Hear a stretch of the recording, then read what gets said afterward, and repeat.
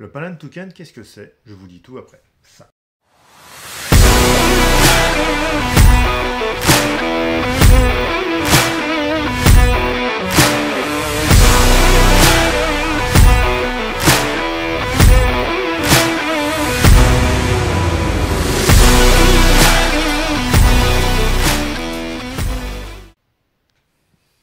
Hey, salut tout le monde les gens.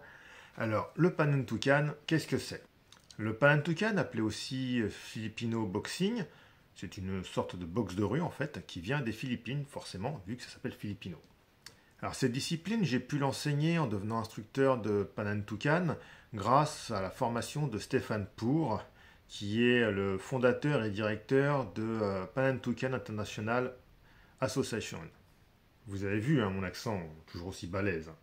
Donc le Panentukan est une boxe qui est plus une boxe art martial que sportive.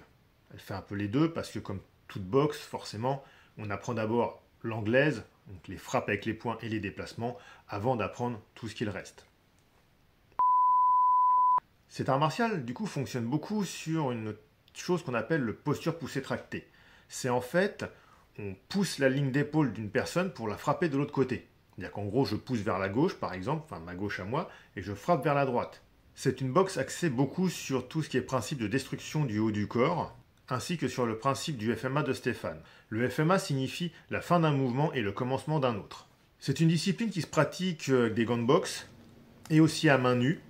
À un certain niveau, on va un peu plus loin avec tout ce qui est amené au sol, tout ce qui est clé, tout ce qui est utilisation d'armes, comme le bâton, le pocket stick, le couteau double lame, et puis d'autres armes que je ne saurais pas dire les noms correctement, donc je préfère pas les dire pour pas avoir l'air trop con.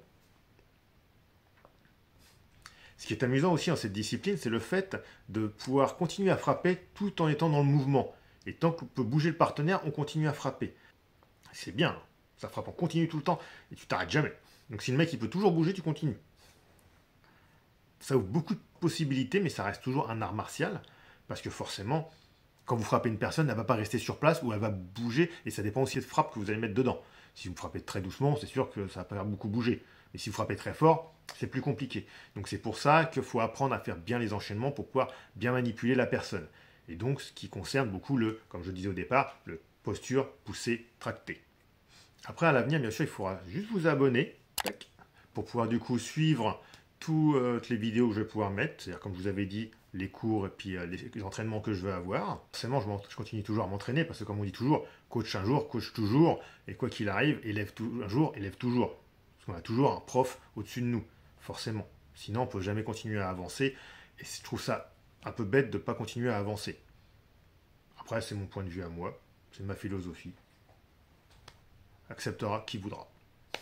Mais comme nous dit toujours Stéphane, notre directeur, si vous arrivez à faire les choses avec des gants de boxe, à main nue, vous y arriverez les doigts dans le nez. Et par contre, ce qu'il y a aussi, comme dans tout art martial ou tout sport de combat, forcément il y a la pression vers l'avant, il y a le zoning, toutes ces choses-là qui vous permettent en fait du coup de jouer avec la personne. Mais ça, après, comme je vous ai dit, il suffira juste de continuer à me suivre et liker la petite vidéo, ça serait cool, pour pouvoir du coup continuer à suivre tout ce qui va se passer derrière et plonger encore plus dans tout ça. Et puis si vous êtes fou, comme moi, venez à mes cours ou demandez un coaching privé avec moi, puis comme ça, vous pourrez voir encore plus de choses. Si on aime souffrir, je peux vous faire souffrir. Ça fait bizarre comme phrase. Non? Bon, c'est pas grave.